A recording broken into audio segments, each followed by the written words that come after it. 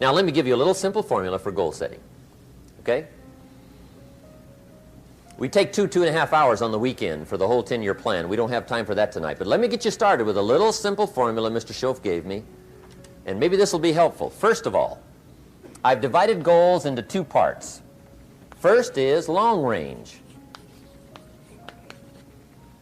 Long range goals. That's your dreams. Your dreams for the next 3, 5, 10, 20, 30, 40 years. Actually, the rest of your life. Your dreams.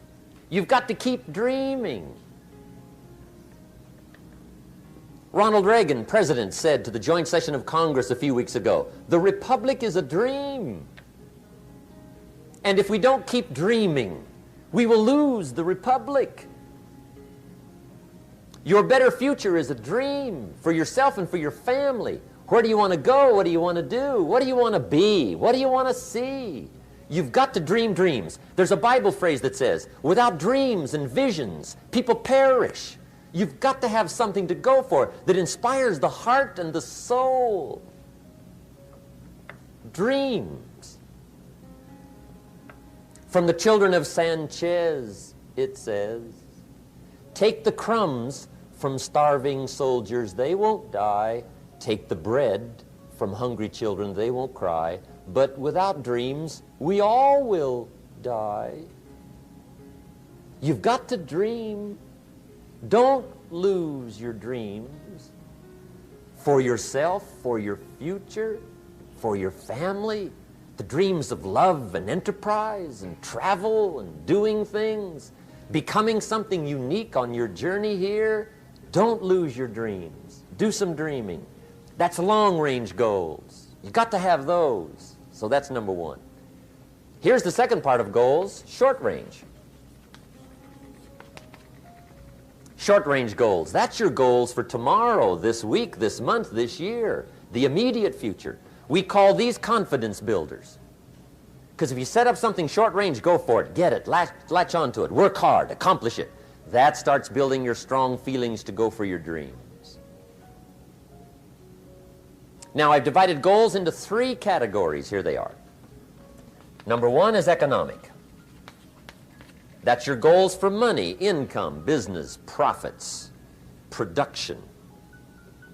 Economics. Make sure you've got your economics well planned.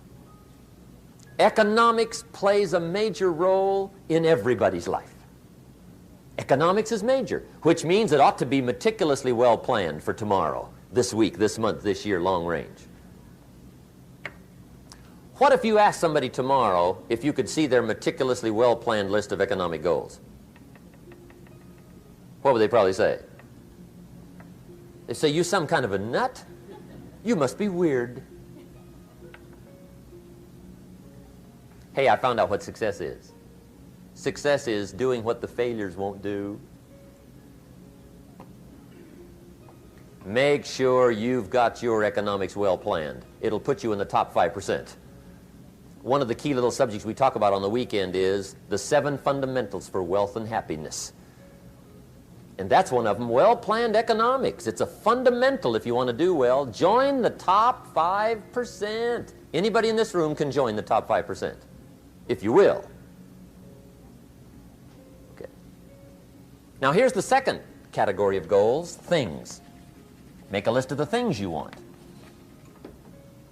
And on my list of things, now I put everything. Little things as well as major things. Doesn't matter how small it is, it goes on my list. I used to just put major things, cars, homes. I don't do that anymore. I now load my list with everything. Everything. And the reason is, part of the fun of having a list is checking it off. That's it. Boy, at the end of the day, if you can go, got it, got it, got it, got it, got it, got it, whatever it is, right? You get into the habit. So load up your list, the things you want. Now, when you check off something major, celebrate. That's an important point to make. Celebrate your achievements. Live it up. Have a party when you reach something you've worked for a while. See, we all grow from 2 experiences. One is called the pain of losing. The other one is called the joy of winning. We need both of them. Amplify them as much as you can, which also means make losing painful. If you set up something, fooled around, didn't get it, put it on yourself. On the other side, if you did get it, congratulate yourself. Self-congratulations is a sign of maturity. Seeking congratulations is a sign of immaturity. But hey, winning and losing, see, that's what it's all about. That's the name of the game. Now, some people lead such mediocre lives, at the end of the day, they don't know whether they're winning or losing. They got no clue. Guy's just going through the day with his fingers crossed. There's a better way. Okay, here's the third category of goals, personal development. Put those goals together, personal development goals. That's your goals to be stronger, more decisive, be a speaker, be a leader, learn a language, all kinds of skills. Okay, the whole weekend seminar was designed to improve all your skills so that you walk away more skillful. And that's what you want, the personal development skills. That's what attracts, that's what brings good things to your life, the person you become more skillful. Now, this is quite a package to work on. Economics, things, personal development. For tomorrow, this week, this month, this year, long range. Okay, that'll get you started. Now, here's the simple formula for setting goals. It goes like this. A, work on your goals. That's step one. Work on them. And I put the word work there deliberately. Setting goals is plain hard work. I don't want to kid you. We haven't come here tonight to kid each other. It's work. I know it's work. That's why a lot of people just let it slide. It's work. Many people work hard on their job, but they don't work hard on their future. They just let that slide. And the work involved is making plans. I know most people don't. I understand that. But don't let that be you. Guy says, well, yeah, you work where I work, but the time you struggle home, it's late. You've got to eat a bite of supper, watch a little TV, get to bed. You can't sit up half the night. Plan, plan, plan. And the guy's behind. Good worker, hard worker, sincere. But you've got to be better than sincere, working hard. You've got to be better than a good worker. You've got to be a good planner. Somebody once wisely said, the people who fail to plan are planning to fail. Well said. So work on your goals. Here's step two. Write your goals down. That's so important. I teach my staff around the world, put your goals in your journal. Because one of the major people you want to study is yourself. Say, here's the list of goals I put together 3 weeks ago. Here's the list of goals I put together 2 years ago. Here's some of the changes I made, rearrangement of my priorities. I scratched these off, I put these on, I've gotten these. Study your accomplishments, study what your desires are. Put them on paper, write them down. Here's another reason for writing your goals down. It shows you're serious about doing better. And to do better, you gotta get serious. You don't have to be grim, but you must be serious. Everybody hopes things will get better. Everybody hopes. Poor people hope. That ought to tell you something. It means the future does not get better by hope. It gets better by plan. I used to have the affliction called passive hope. It's an affliction. It's bad. Probably what's even worse than that is happy hope. Now that is really bad. That's bad. Happy hope. The guy's 50 and he's broke and he's still smiling. See, that's not good. So So get serious about your goals. Put them on paper. Write them down.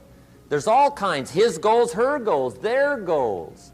Business goals, financial independence goals, family goals. I mean, there's so many things to work on this that if you don't get busy and work on it, sure enough, the time will pass. And sure enough, 5 years from now, you'll wind up where you don't want to be, wearing what you don't want to wear, driving what you don't want to drive, being what you don't want to be. Now's the time to fix it. Now, here's the third step to your goals. Check the size of your goals and the kinds of goals. How big they are, what kind they are, affects you. And here's one of the important phrases of the evening. Your goals are affecting you, whatever they are. Your goals affect your handshake. Your goals affect your attitude, personality. Your goals affect the way you walk, the way you talk, the way you dress. All day long, we're being affected by our goals. Now, some people have goals, but they have such lousy goals. The effect is bad. I asked a guy one time, what are your goals for this month? The guy said, look, if I could just scrape up enough money to pay these lousy bills. That was his goal. I'm not saying it isn't a goal. It's a goal, but it's such a lousy goal, the effect is bad. You don't jump out of bed on Monday morning and say, oh boy, another chance to go out and scrape up the money to pay my lousy bills. See, you don't do that. Usually you say, oh, not another Monday.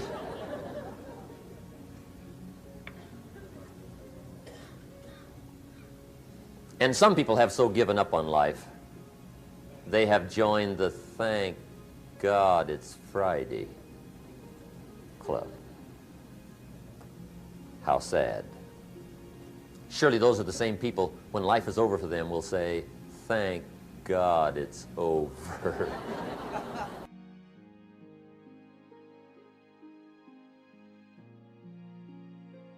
But I think that's good advice. Don't be a follower, be a student, right?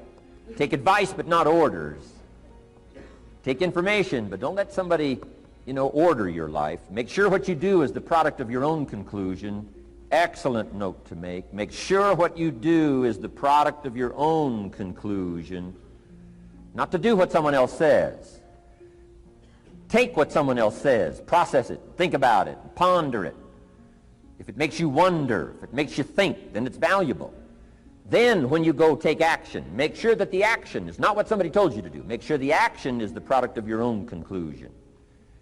If you'll follow just a little bit of those simple guidelines, I'm telling you, the learning process can be speedy, swift, powerful.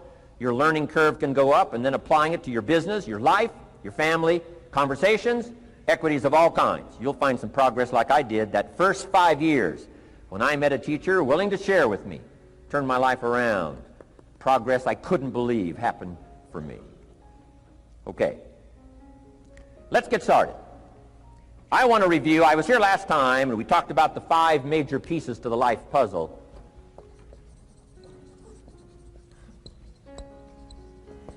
And I just want to review those because it lays such a good foundation for all the rest that I want to share with you today. We got a lot of subjects to cover, so we're going to go rather swiftly, okay? Put on your mental track shoes here and run with me today, because I'm going to deal mostly in concepts. Expect you to, fill in a lot of the details, because I've got a lot to share. I want to get through it all. But let's lay this foundation again of the 5 major pieces. Happens to be the title of my latest book. But I think it is so valuable in laying a foundation. It's some of the things I learned between ages 25 and 30.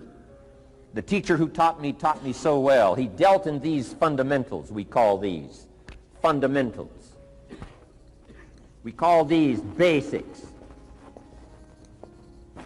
Basics for sports, fundamentals for sports, fundamentals for your business, fundamentals for the way you deal with your family, a few simple things. Few basic things that if you practice every day can make all the difference in the world, how it works out. I boiled it down to 5 major pieces to the life puzzle. Let's just review those. Number 1 is philosophy. Philosophy, as I taught the last time I was here, philosophy, in my personal opinion, is the major determining factor in how your life works out. Philosophy, the major determining factor in how your life works out. Philosophy. To form our philosophy, you got to think. You got to use your mind. You got to process ideas. And this whole process over a lifetime, starting way back here when we were children, schools that we've attended, our parents, our experiences, all this stuff that we've processed by the thinking process helps to develop our philosophy. And in my opinion, each person's personal philosophy is the major factor in how your life works out. Here's what I called it in that last presentation when I was here. It's called the set of the sail. Each person's personal philosophy is like the set of the sail. Now, I used to think it was circumstances that ordered my life. If someone would have asked me at age 25, Mr. Rohn, how come you're not doing well? Pennies in your pocket, creditors calling, nothing in the bank, behind on your promises to your family, you live in America, 25 years old, got a beautiful family, every reason to do well, and things are not going that well for you. What is wrong here? It would not have occurred to me to blame my philosophy. I mean, it would not have occurred to me. Saying, well, I got this lousy philosophy, and that's how come I got pennies in my pocket and nothing in the bank, and things aren't working well. That would not have occurred to me. I found it much easier to blame the government. Much easier to blame the tax problem. I used to say taxes are too high. Top tax rate when I first started paying taxes, 91%. Back then, when your income reached a certain level, all your income over that, 91%. So I used to say that's too high. Now the top tax rate's about 33%. But people are still saying what? Taxes are too. See, but you can't use that anymore. If it's gone from 91 to 33, how could it be too high? Come on. I threw all that old excuse stuff away. Some people found it, though, and they're using it these days. My old list. I used to blame the traffic, the weather, used to blame circumstances, right? People say I'm too tall, I'm too short, I'm too old, I was raised in obscurity, raised on a farm, parents of modest means, all the stuff. If you were to ask me, how come you find yourself here, Mr. Rohn, age 25, living in America, land of abundance and opportunity, pennies, zero in the bank, not doing well, creditors calling, it would not have occurred to me to blame my philosophy. I found it easier to blame the company policy. I used to say, if this is all they pay, how do they expect you to do well? So I figured that, my future was going to be tied to what everybody else was arranging, the economy and, right, interest rates. I used to say things cost too much. That was my whole explanation, not my philosophy, until my teacher taught me better that this is where the problem was, my own personal philosophy. Here's what's exciting about each person's personal philosophy. That's what makes us different than dogs and animals and birds and cats and spiders and alligators. That's what makes us different than all of the life forms. The ability to think, the ability to use your mind, the ability to process ideas, and not just operate by instinct. In the winter, I'm telling you, the goose can only fly south. What if south doesn't look too good? Tough luck. It can only fly south. But see, human beings are not like a goose, can only fly south.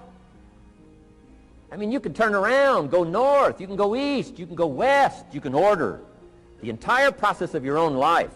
And we do that by the way we think. We do that by exercising our mind. We do that by processing ideas and come up with a better philosophy, a better strategy for our life, goals for the future, okay? Plans to achieve those goals. All this comes from developing our philosophy.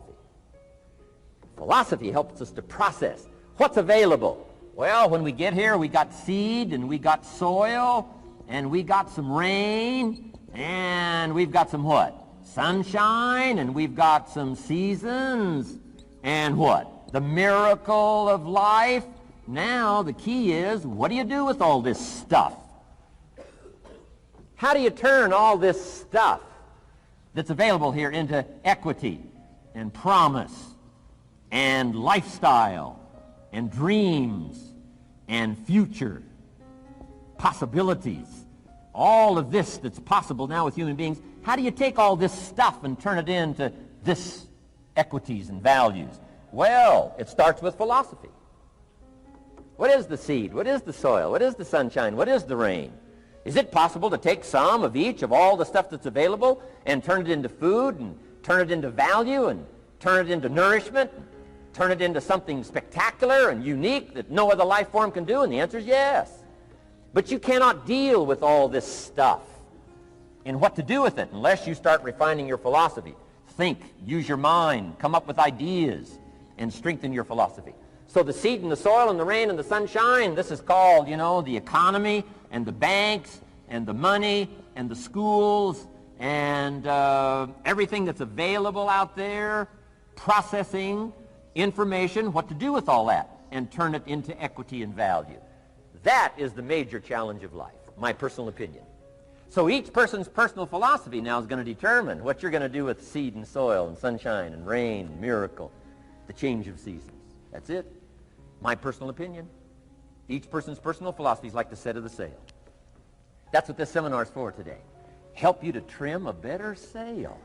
You don't need a better economy. You don't need better seed and soil. In fact, when it comes to seed and soil and rain and sunshine and seasons and the miracle of life, that's all you got. Now, what if you blame this stuff? Then you're blaming all you got. If you blame the economy, and you blame the schools, and you blame the teachers, and you blame the sermons and the preachers, and you blame, the marketplace, and you blame the company and company policy, what else is there? When some people get through with their blame list, there isn't nothing else. That's all there is. And if you blame the only thing you've got to work with, I'm telling you, it's called mistake colossal in not understanding that that's all you've got to work with. And if this is all you've got to work with, then you don't change the seed, and you don't change the soil, and you don't change the rain, and you don't change the sunshine, you don't change the seasons. Right? Guy says, I'll take 3 springs, 4 summers, 9 falls, no winters. No, you can't fool with this stuff. You got to take it like it comes.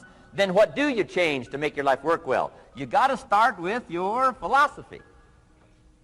Guess what I had to do at age 25 in order to change my own future? I had to change my mind. I had to change my thinking. I had to change my philosophy. I was messed up on what was causing my problem. And once I got that straightened out, that all the stuff I blamed, the government and taxes and the marketplace and the economy and things cost too much, negative relatives, cynical neighbors, once I got rid of that and started going for where the real problem was, which was me, I'm telling you, my life exploded into change. My bank account changed immediately. My income changed immediately. My whole life took on a whole new look and color immediately. And the early results I got from making these philosophical changes tasted so good, I've never stopped the process from that day until this. And I'm telling you, with a little consideration of the refinement of your sail, by setting a better sail, refining your philosophy, your whole life can start to change from today on. You don't have to wait till tomorrow. You don't have to wait till next month. You don't have to wait till spring. You don't have to wait till 93. You can start this whole process immediately. I recommend it. Now, some people do so little thinking, they don't even have their sail up. I mean, you can imagine where they're going to wind up at the end of this week, at the end of this month, at the end of this year. Now's the chance to change, process all this information. So number 1 is philosophy. Okay. And we dealt with all that, where we get ideas from personal experience, from other people's experiences. I don't want to get into all those details because we covered that the last time I was here. But philosophy, that's number 1, my personal opinion. Each person's personal philosophy. Here's the definition of success and failure. Just make this note. Here's failure. A few errors in judgment. Repeated every day.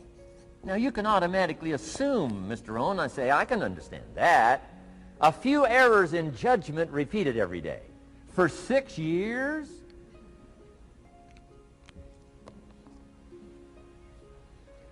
I'm with my father. I think I told this story the last time I was here. My father, 88 years old, he's never been ill, still hasn't retired. Not long ago, midnight, we're getting ready to go to bed. We've drilled a new well, got some extra water, got some more acres going. He's all excited.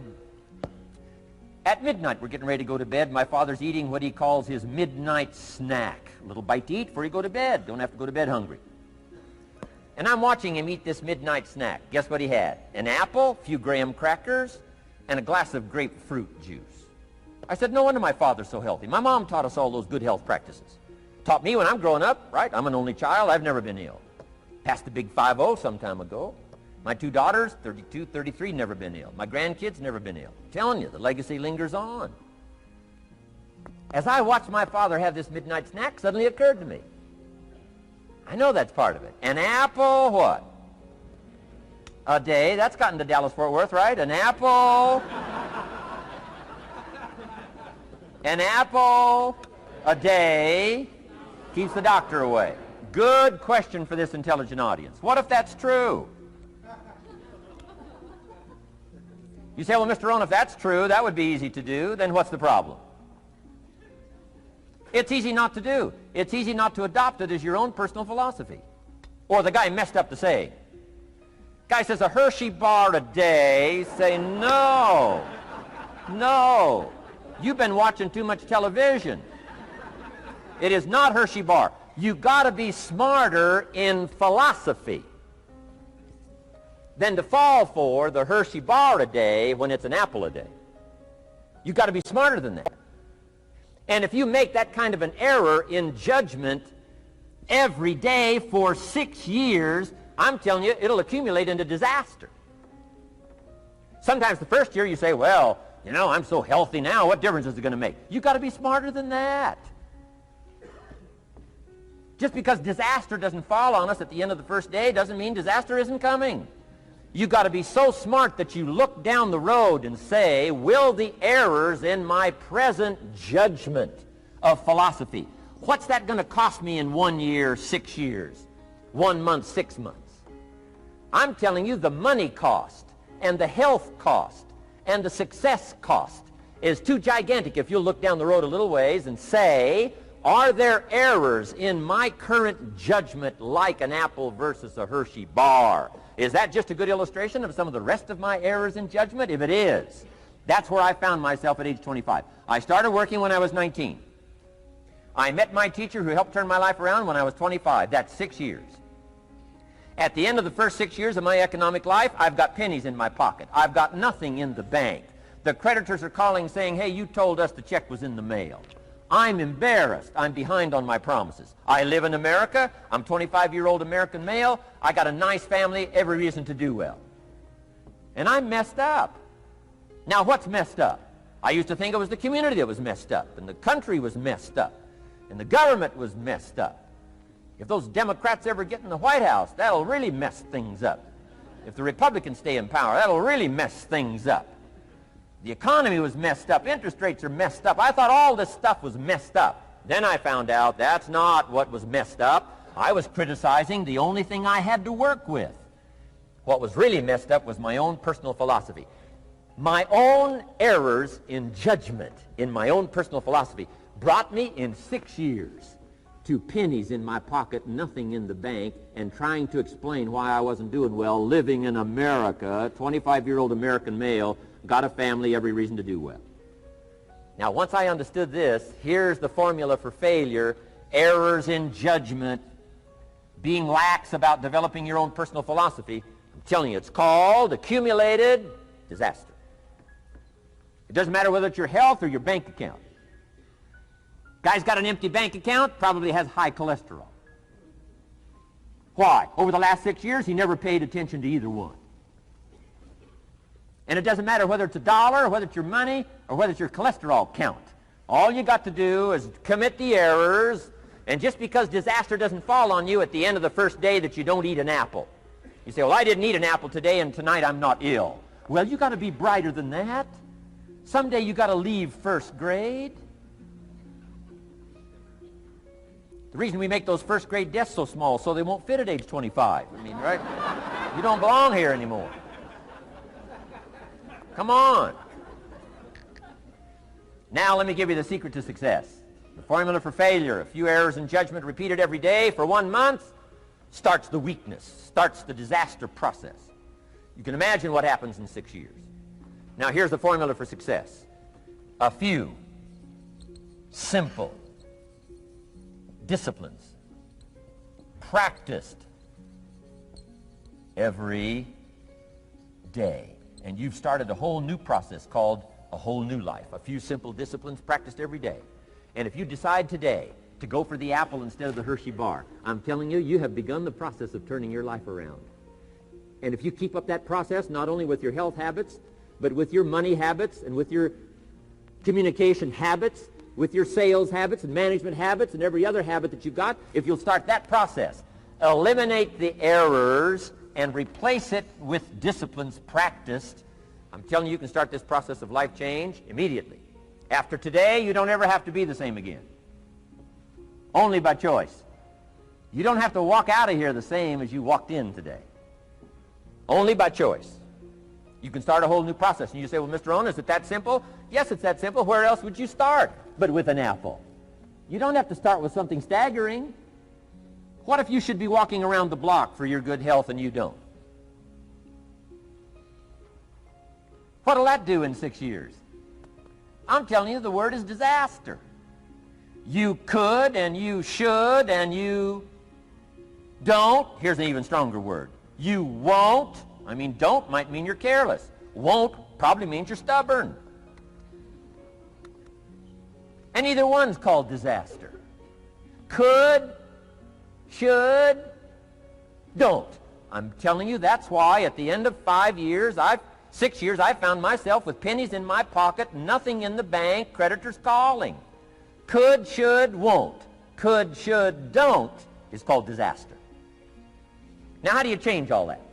The next 6 years, I got rich. The next 6 years, I became a millionaire. By the time I'm 31, I'm a millionaire. How about that? You say, well, Mr. Rohn, what happened? Well, strangely enough, during that second 6 years of my economic life, the government was about the same. I'm telling you, taxes were about the same. My negative relatives were the same. I'm telling you, the economy was about the same, and prices were about the same, and everything else was about the same. Circumstances were about the same. Then how come I got rich? How come I totally changed my life? I was not the same. Somebody says, well, what did you go to work on to do all that? I started with my philosophy. I started amending my errors by doing some better thinking, changing my mind, coming up with ideas that I didn't have before I met my teacher. And once that whole process started for me, I'm telling you, I changed my whole life. Within a 6-year period, I was never the same. And I've kept up that process all these years. One of the reasons why I'm here is to continue my craft. I don't want the day to come someday somebody says, you should have heard Jim Rohn 10 years ago when he was really terrific. Guess what I want people to say? I heard him 10 years ago, but you should hear him now. I'm telling you, the man works on his craft. I'm telling you, the man's done some extra reading. I'm telling you, the man doesn't miss a trick. I'm telling you, he's worked hard on himself. That's why he's able to deliver like he does. The same thing can happen for you as a teenager. It can happen to you as a mother, as a father, as a business person, as a salesperson, running a business. Doesn't matter. Management, wherever you find yourself. This is the process called personal change. And what I say to start with is start with your own philosophy. Your philosophy is going to determine whether or not you go for the disciplines or continue the errors that's called potential disaster. And everybody has it within their power.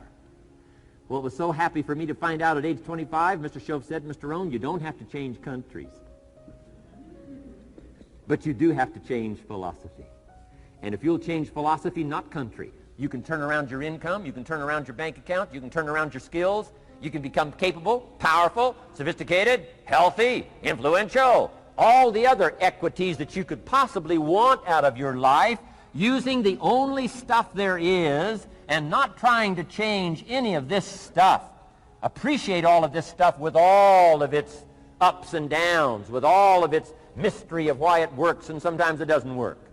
Don't challenge this. You don't have to ask for another planet. You don't have to ask for another country. Just ask for another book. Ask for another seminar. Ask for another idea. And you can start this whole process of personal life change. Now, I could spend the whole day on philosophy, because that's where it is. If I could get you intrigued with that enough to study it, enough to ponder it, to where you would pick up the commitment like I did and say, hey, as simple as an apple a day, as simple as a walk around the block, why not start right there? If you don't start there, where else are you going to start? Might as well start where it's easy, and then go to the more complicated disciplines. Because if you can't handle the simple disciplines, how can you handle the complicated ones?